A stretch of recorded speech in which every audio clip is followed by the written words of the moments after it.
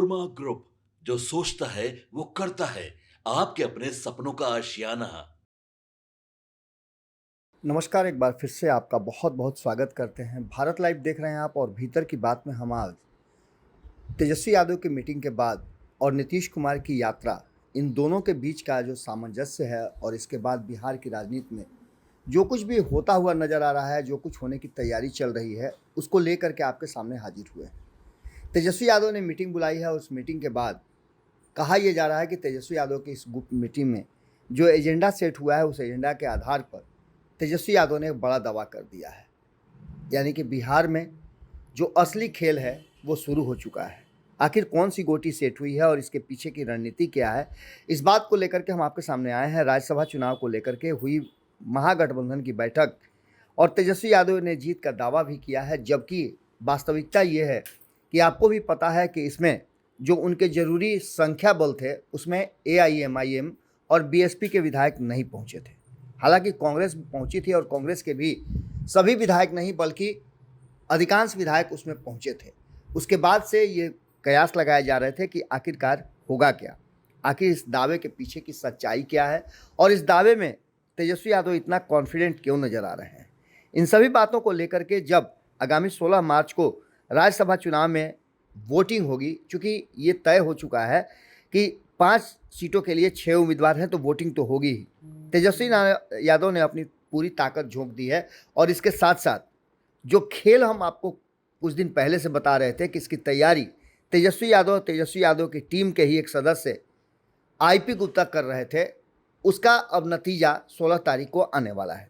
16 तारीख को ही वोटिंग होगी और 16 तारीख को ही परिणाम भी आ जाएंगे। इस बीच आपको बता दें कि AIMIM से हमारी जो बातचीत हुई, हमारे रिपोर्टर ने बातचीत किया तो उन्होंने कहा कि वो अभी भी फैसला नहीं किए हैं कि उनको करना क्या है। आपको बता दें कि तेजस्वी यादव ने आज महागठबंधन के विधायकों की बैठक बुलाई। हालांकि AIMIM इस बैठक से दूरी बना ली। बैठक खत्म होने के बाद बाहर निकलते तेजस्वी यादव ने बड़ा दावा किया और कहा कि हम चुनाव जीत रहे हैं। तेजस्वी यादव ने बहुत ही सकारात्मक और बॉडी लैंग्वेज के हिसाब से ऐसा लग रहा था कि तेजस्वी यादव ने वो आंकड़े जुटा लिए हैं, लेकिन उन आंकड़ों की हकीकत ये है कि अभी तक AIMIM ने कोई फैसला नहीं किया है। लेकिन ये दावा हमारे ही स्टूडियो में आकर के IP गुप्ता ने कहा कि हम हर हाल में वो 5वीं सीट जीत रहे हैं। राज्यसभा का जो चुनाव हम लोग पूरी तरह से निश्चिंत हैं, ये तेजस्वी यादव ने कहा है। और उन्होंने कहा है कि हम लोग इस चुनाव को जीत रहे हैं। गठबंधन के विधायकों को बुलाकर ये तय कर लिया गया है कि बातचीत के आधार पर सब कुछ तय कर लिया जाएगा। तेजस्वी यादव से जब पूछा गया कि क्या विधायकों का जुगाड़ हो गया है, इस पर उन्होंने मुस्कुराते हुए जवाब दिया कि संख्या बल है तभी तो चुनाव लड़ रहे हैं।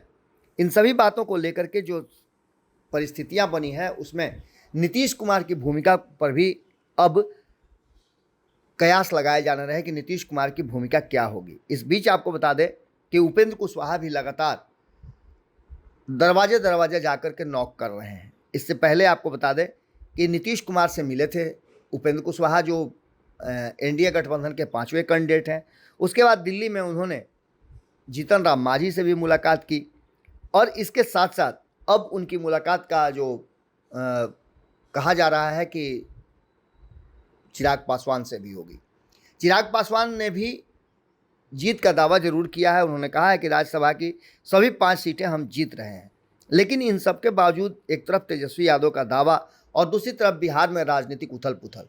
आपको जैसा कि जानकारी मिला ही होगा कि जनता दल यूनाइटेड के विधायक चाह रहे हैं कि उनका ही मुख्यमंत्री हो और निशांत को उसके आगे किया गया है। इसमें दर्जन वर्ष के आसपास ऐसे युवा विधायक हैं जो बैठ करके मीटिंग भी कर रहे हैं और उस मीटिंग के बाद उन्होंने नीतीश कुमार तक ये बात पहुंचा दी है कि वो चाहते हैं कि मुख्यमंत्री जदयू का ही हो, नीतीश कुमार के बाद निशांत के हाथ में कमान दी जाए।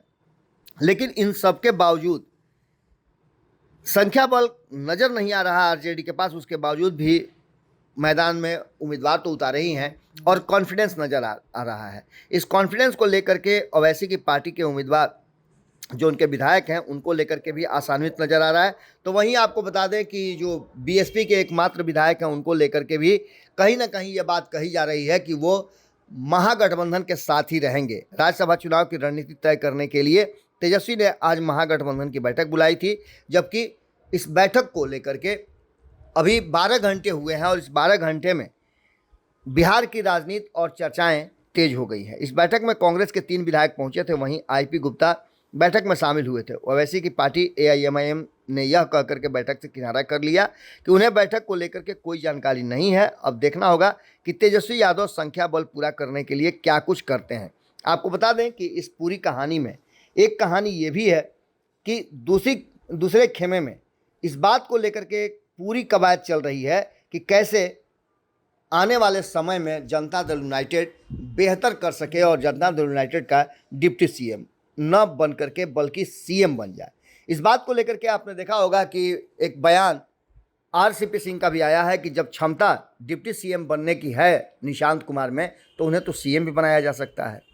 इस बात को लेकर के कहीं ना कहीं उन्होंने एक हेतु दे दिया है। और इस बीच में आपको बता दें कि कई नए युवा विधायक निशांत कुमार से मिले भी हैं और निशांत कुमार से मिल करके उन्होंने उन्हीं को मुख्यमंत्री बनाने की बात भी कही है।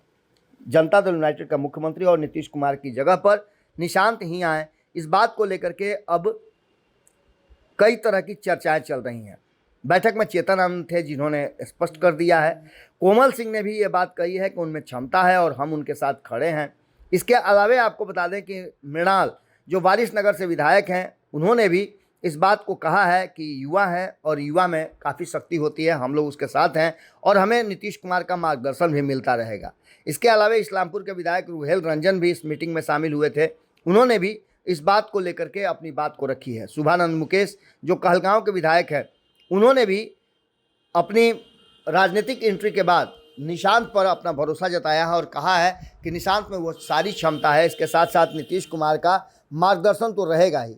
इसके अलावा ऋतुराज जो घोसी के विधायक हैं, उनका भी एक राजनीतिक सफ़र रहा है और राजनीतिक परिवार से भी आते हैं, उन्होंने भी निशांत कुमार को लेकर के अपनी बात कही है।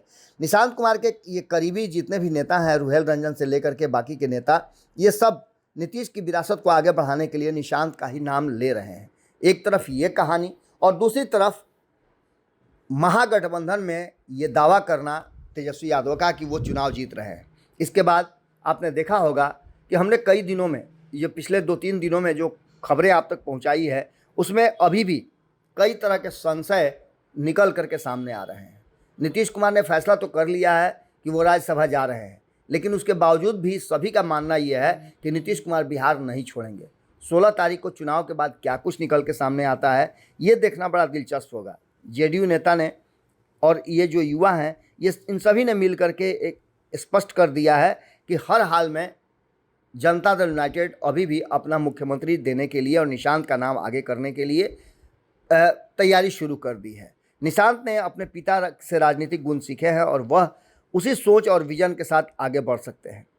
ये कॉन्फिडेंस जो है वो जनता दल यूनाइटेड के लोगों में है। तो वहीं आपको बता दें कि अब ये बातें भी सामने आ गई हैं कि बिना शर्त समर्थन करने के लिए राष्ट्रीय जनता दल तैयार है। तो वहीं आपको बता दें कि नीतीश कुमार यदि एनडीए गठबंधन छोड़ करके बाहर आते हैं तो एआईएमआईएम भी उनका समर्थन करने के लिए तैयार है। इन्हीं सब बातों को लेकर के बीएसपी और आईपी गुप्ता भी इससे अलग नहीं है।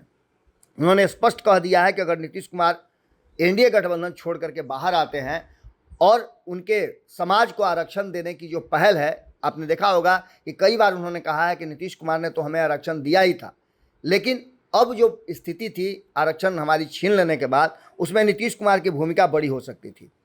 इन सभी बातों को लेकर के और वर्तमान बदली हुई परिस्थितियों को लेकर के तेजस्वी यादव का कॉन्फिडेंस और नीतीश कुमार का यात्रा पर निकलना, उसके बाद निशांत का भी यात्रा पर निकलने का ऐलान करना, इन सभी बातों को लेकर के और जिस तरह से जनता दल यूनाइटेड के भीतर एक बड़ा वर्ग जो है, बड़ा विधायकों का बंच है, वो निशांत को लेकर के एक पॉजिटिव थॉट लेकर के चल रहा है। ऐसे में देखना दिलचस्प होगा कि 16 तारीख को जब चुनाव होता है राज्यसभा के 5 सीटों का, उसमें कौन निकल करके सामने आता है, कौन जीतता और कौन हारता है। यदि महागठबंधन की जीत होती है तो यहाँ से कहानी में एक बड़ा ट्विस्ट आ सकता है।